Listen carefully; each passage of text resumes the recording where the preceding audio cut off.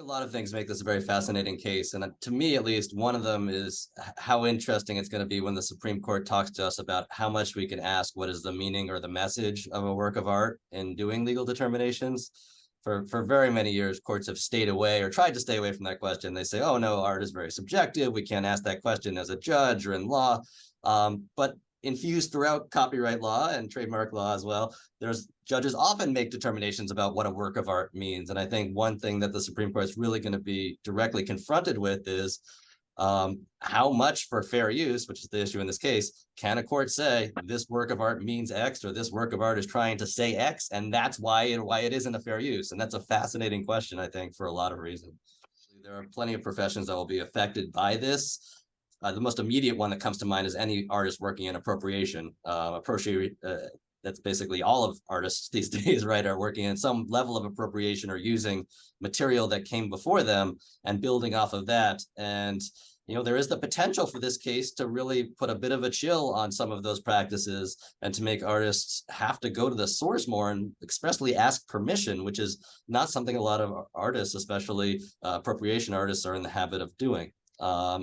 On the flip side, if we, again, come out sort of a similar way, this would be in Goldsmith's favor, and we don't know how it's going to come out, but if it is in Goldsmith's favor, it's going to be probably a fairly big boon for photography licensing. You're going to see a lot more people be a lot more cautious about using photos as source images on a fair use basis without getting permission from the photographer. I think we were all surprised by how big a Prince fan Justice Thomas was back in the day, which got a lot of laughs. It was good for him. Great musician. I think what was really interesting to me from kind of a scholarly angle is the interesting alignments you started to see in oral argument. One thing I love about IP cases is you see very different groupings on the Supreme Court than you might see in a lot of other walks of life at the court. So we could easily see an opinion here where Justice Jackson, Barrett, and Kavanaugh end up in an opinion together, or Justice Thomas as well, which would be a pretty unusual lineup, right, in any other type of case. So that was really interesting to see. It's also really was interesting for me to see justices groping towards sort of trying to understand what visual artists do and why they do it. And that was just really fascinating to see that play out in real time. For those who haven't listened to it, it's a really interesting oral argument just from that perspective alone. So it's always a dangerous practice to try to speculate on where the Supreme Court is going to come out. That said, I think there was a lot of interest and activity in the court about the fact that Warhol used to get licenses for all these things. Warhol would get permission. He was sued a number of times early in his career. So by the later in his career in the 80s, especially, he was either taking his own source photographs or having his people do it or paying for the rights to photographs.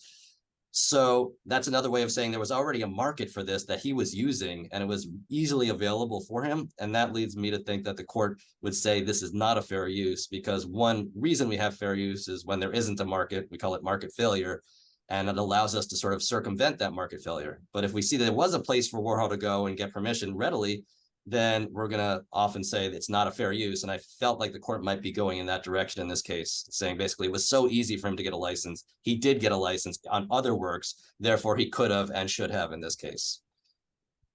So if history is a guide, we had the kind of 2 Live Crew case with the Campbell versus Acuff Rose back decades ago now. We're going to get an interesting opinion that a lot of different people have a lot of different feelings what it means, and might even be less settled than it was before the opinion came out. So it might take a number of years to understand even what the opinion meant. And by that, we're really saying, what do mid-level appellate courts think it meant? So then that's really where you get the case law being defined and the scope of fair use being defined as lower courts interpret what the Supreme Court meant. And that could take a number of years. But one never knows. We could see somebody come out and just make a very clear, stark opinion on what fair use limits are. And I think there are a number of scholars who are a little scared of that, to be totally candid with you. Some scholars who believe that this might be an impingement on fair use in a way that was not wished for and might be too far. The lasting impact for law students on this case is that it really will likely set a precedent for how to understand fair use anytime you're dealing with a work of visual art. And in the classroom, we are going to be teaching this case from the perspective of a new standard. And anytime you got a new standard, which is something new to the case books and new to law professors, you really want to work with students to say, how are we going to interpret this new case and this new holding, and what will it mean? So we'll be doing a lot of predicting, a lot of hypotheticals. We're going to take fact patterns and say, this is how the case came out under the old standard. Now that we have this new standard under Warhol, let's see how it's going to come out now. And is this appropriation artist still going to be able to do what he or she did? Or is this musician going to be able to take that sample that he or she thought they used to be able to do, and how does it fare under the new case? So I think there's going to be a lot of that going forward in the classroom. This case is going to have a huge impact on how people make art in this country. And by that, I mean, how often they can look to other artists, their heroes, their maybe people they can't stand, and how much of that art they can use. So much art making happens without express permission. And this case is going to tell us how much of that can continue without risk of getting sued. And that's a major deal for art making in this country. So one other thing that I think is a little understated about this case in importance is how much this case could mean for museums and collecting institutions as well. Museums often are thinking that, making the assumption that because it came from what we call blue chip artists, that they can bring it into their collection and not have to worry about liability. And in this case, we have a lot of works by Andy Warhol that have already been created and sold and are potentially, we're going to find out, are copyright infringements. And that is, if I were museum in-house counsel, I'd be a little scared of that holding. Now, one thing that came out at oral argument was that the Goldsmith folks are not going to go after museums. They promise not to do that. To me, that's cold comfort, right? If I find out that the copyright holder has sued somebody and worry that this blue chip work of art that we took as a major gift or even paid for as an institution now is a copyright infringement, that's going to unsettle me a little bit. And I think that museums are going to have a lot of thinking to do about their collections if this case comes out in the direction against the Warhol estate.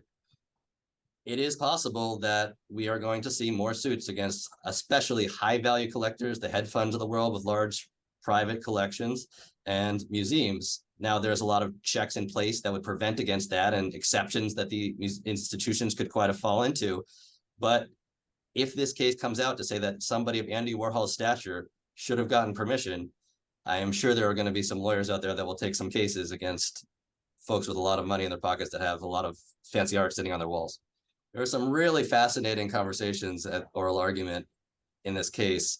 We had a number of justices making inquiries about certain works of art and whether they could have been made in a different way. For example, we had a few justices actually talking about whether Andy Warhol's soup cans could have been made with a box of Cheerios instead of that classic soup can.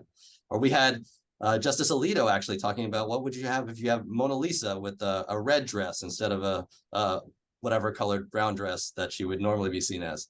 And so there were some really fascinating conversations about works of art. Had they been changed slightly, would they still be close enough either to be a fair use? And often the court was asking the question of how necessary was this artistic choice for the artist to make? Did we need it to be a soup can? Could it have been a Cheerio box? Which is a fascinating question for a Supreme Court to be asking about the artistic process and the choices that artists are making as they go through that. So try it again. Another thing we might find coming out of this case is whether or not Andy Warhol's celebrity actually hurts him. And by that, I mean, there was a strong feeling on some of the justices and also on the Second Circuit opinion as well, that Andy Warhol's stature as an artist should not help him in a fair use inquiry.